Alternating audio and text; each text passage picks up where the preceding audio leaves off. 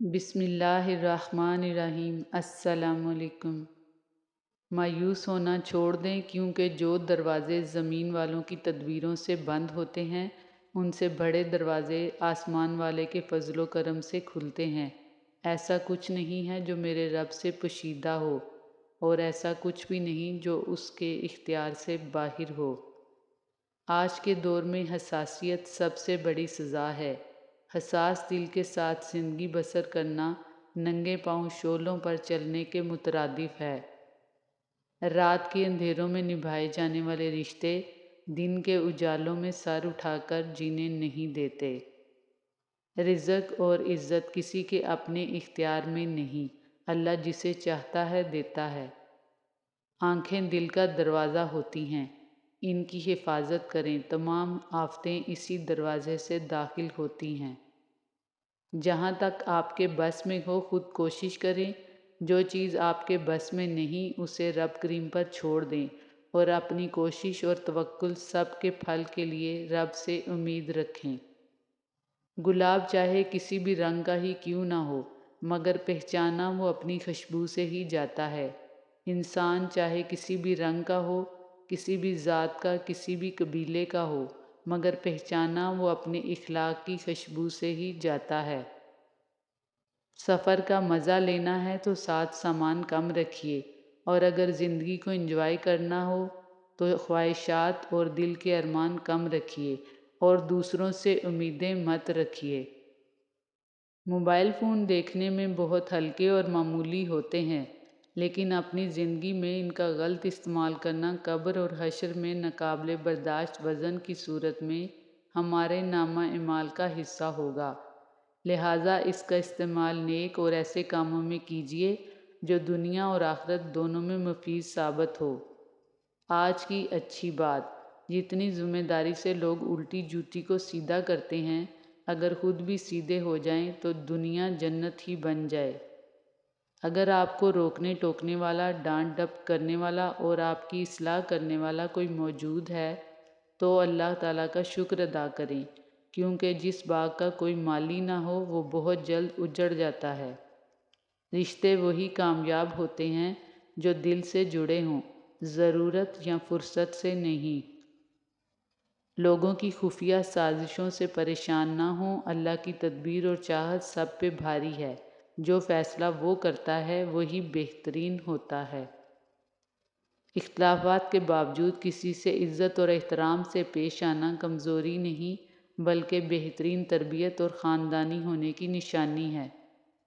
قرض اور مرض دونوں ہی انسان کو اندر سے ختم کر دیتے ہیں۔ اللہ ہم سب کو ان دونوں مصیبتوں سے محفوظ رکھے، آمین یا رب العالمین۔ جھولا جتنا پیچھے جاتا ہے اتنا آگے بھی جاتا ہے، بالکل اسی طرح اگر زندگی کا جھولا بھی پیچھے جائے تو ڈریے مت، وہ آگے بھی ضرور آئے گا انشاءاللہ۔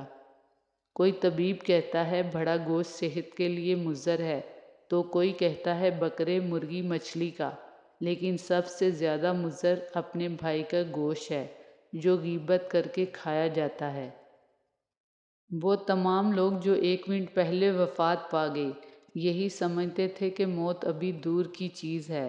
قرآن میں ہے ہر جاندار کو موت کا مزہ چکھنا ہے۔ لقمان حکیم کہتے ہیں دل اور زبان اگر پاک ہوں تو ان سے بہتر کوئی چیز نہیں، اور اگر ناپاک ہوں تو ان سے بری چیز بھی کوئی نہیں۔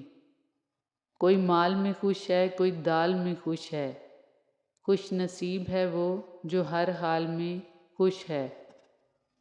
وقت بدلنے میں دیر نہیں لگتی، ہم انسانوں کے لیے بہت بڑا سبق۔ وضو سے شکل، قرآن سے عقل اور نماز سے نسل پاک ہوتی ہے۔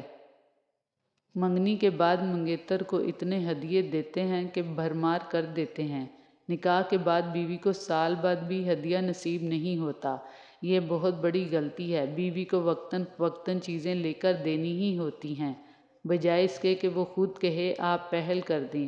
اپنے جیون ساتھی کی خوشیوں کے لیے اور زندگی کا ہر لمحہ خوشگوار بنانے کے لیے ہدیے دیتے رہا کریں، یقین جانیے آپ کا ہر لمحہ حسین بن جائے گا۔ یا اللہ پاک غریب رکھ یا امیر رکھ، بس اپنے قریب رکھ، میں تیرے علاوہ کسی کا محتاج نہ بنوں، ایسا میرا نصیب رکھ۔ بس تم ہمت نہ ہارنا، خود کو اکیلا نہ سمجھنا، اللہ تمہارے ساتھ ہے، وہ تمہاری زندگی سے سارے غم، مشکلیں، تکلیفیں ایسے نکال دے گا کہ تم حیران رہ جاؤ گے انشاءاللہ۔ غریب ماں اپنے بچوں کو پیار سے یوں مناتی ہے، پھر بنا لیں گے نئے کپڑے، عید تو ہر سال آتی ہے۔ عزیز بھائیوں بہنوں، اس پرفتن دور میں اپنے نفس پر قابو ڈالیں اور خود کو جنت کی بہار کے لیے تیار کریں اور جہنم جیسی خوفزدہ جگہ سے محفوظ رکھیں۔ جہنم بہت برا ٹھکانہ ہے، مجھے ڈر لگتا ہے کہ کہیں قیامت کے دن شرمسار نہ ہونا پڑے، جبکہ اس وقت شرمساری کوئی فائدہ نہ دے گی۔ باخدا ہم سب کو عبادت میں اپنی توانائیاں صرف کرنی ہوں گی اور برائیوں سے بچنا ہوگا۔ اگر نجات مل گئی تو یہ اللہ کی رحمت ہے، اور اگر پکڑے گئے تو یہ ہماری کوتاہی ہوگی۔ خدا کی رحمت اور انعام کی بہترین شکل وہ اچھے لوگ ہیں جو آپ کے مشکل وقت میں آپ کو تھام لیتے ہیں۔ سیدھے ہو جاؤ اس سے پہلے کہ یہ سیدھی ہو جائے۔ تقدیر پہ شکوہ نہ کریں، انسان اتنا عقل مند نہیں کہ اللہ پاک کے ارادوں کو سمجھ سکے۔ لوگوں کے رویوں سے پریشان نہ ہوں، آپ نے اپنے اعمال کا صلہ اللہ تعالیٰ سے لینا ہے، لوگوں سے نہیں۔ لوگوں کی باتوں کو دل پہ لینا چھوڑ دیں اور اپنی زندگی کا مقصد رب کو راضی کرنا رکھیں۔ جب مقصد رب کو راضی کرنا ہوگا تو لوگوں کی باتیں پریشان نہیں کر سکتی۔ جن کا یقین عرش والے پر ہو وہ فرش والوں کی باتوں پر دل چھوٹا نہیں کرتے۔